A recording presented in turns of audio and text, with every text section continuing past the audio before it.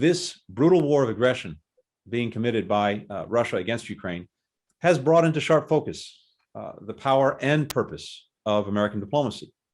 Our diplomacy is rallying allies and partners around the world to join us in supporting Ukraine militarily, economically, and with humanitarian assistance, to impose massive costs on the Kremlin for its aggression, while strengthening our collective security and defense and addressing the war's mounting global consequences, including the refugee and food crises that you've alluded to.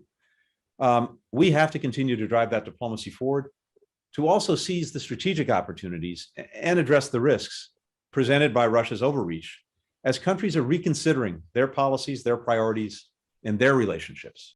The day after our meeting, Secretary of Defense went on to Germany, where he convened 40 defense ministers, an extraordinary thing, to focus in on making sure we were together providing what the Ukrainians needed. The supplemental request that you have before you has the resources that we would need in a variety of ways to actually get this job done. And it includes about $15.5 billion in security assistance, much of it for foreign military financing and the Pentagon's equivalent of that program, as well as significant funds for additional drawdowns from our stocks. It also gives us the means to help allies and partners who have given their weapons to Ukraine to backfill. There are a number of efforts that are going on to try to ensure that there is accountability, and accountability, especially when it's visible,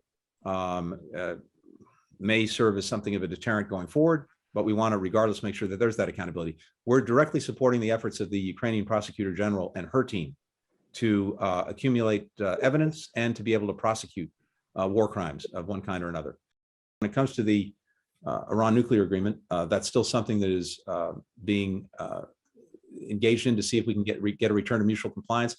I would tell you this is no longer a hypothetical exercise, because we've seen what the situation looks like with the agreement when it was enforced. We've seen what it looks like without it. And I can tell you that from the perspective of American interests and American security, we've clearly been better off with it than without it, not only with regard to Iran's nuclear program, but indeed with regard to its destabilizing and dangerous activities. The question is, what is the most effective way for us together to deal both with the Iranian nuclear program, but also with its destabilizing activities and the threats that it poses to us and to our allies and partners?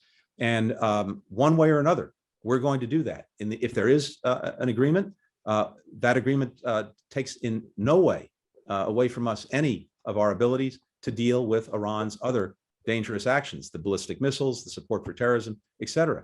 If there's not an agreement, similarly, we are going to make sure that we're doing everything we can with allies and partners to address these challenges. With regard to Russia, as you know, it's been a member of the group that had helped negotiate the original agreement, along with the European Union, France, Germany, the UK, and China. It remains part of that group. Since the aggression, it took some steps within the negotiations to make life more complicated, but the other parties in the group push back against that, and at least as we speak, they are not currently an obstacle to seeing if we can get back into compliance